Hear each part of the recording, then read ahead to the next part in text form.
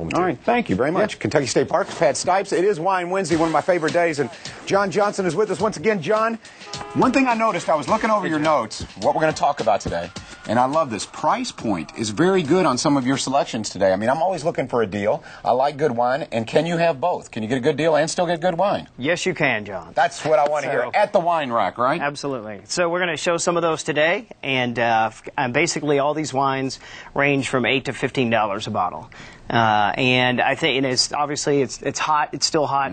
One of these days when I'm on the show, hopefully it'll cool off and we'll do some reds. Sure. But this is appropriate. It is. This time of year, people, you know, the little cold box that has the chilled wines, and it's the hottest, or is the most popular spot in the store.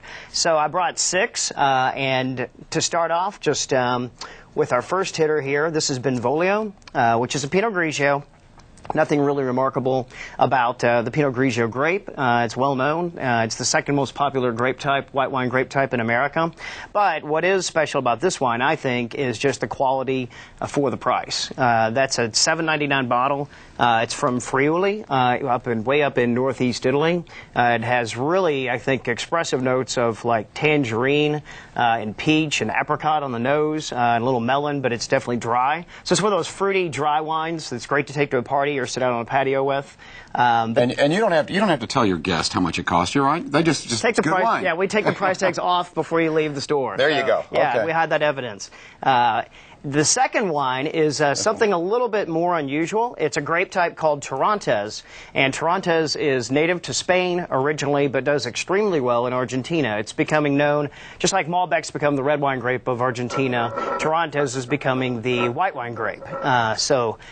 In terms of what it tastes like, it's a lot like a Sauvignon Blanc. Has some floral notes to it, some lime and some apple, and it finishes with this little bitter almondy touch that's really nice, and it's good and dry. Sustainably farmed as well. That sounds good. And it's a nice alternative to Sauvignon Blanc, and that's a $9.99 bottle.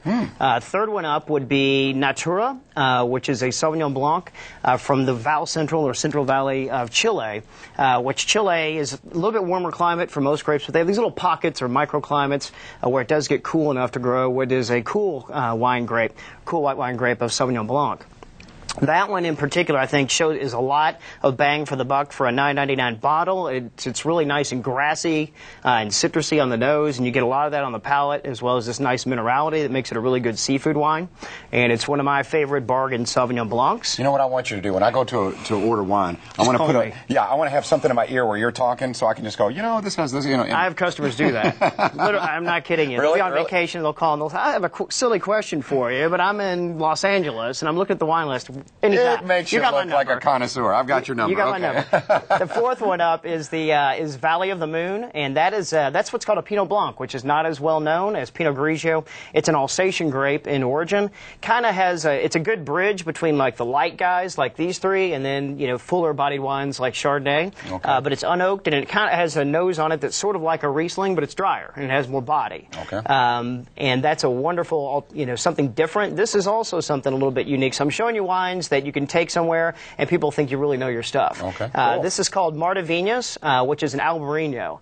And Albarino is really becoming popular in the United States now. It's a Spanish grape from a region called Rías Baixas, which is way up in northwest Spain, actually right above Portugal. And it's a close cousin to Riesling, but it's dry. Okay. And it has a lot of apple and lime and citrus on the nose and a little minerally. It's a little fuller bodied than these guys, but still lighter than, say, that big, fat, buttery Chardonnay. Okay. And then the last one is called Ken Forrester.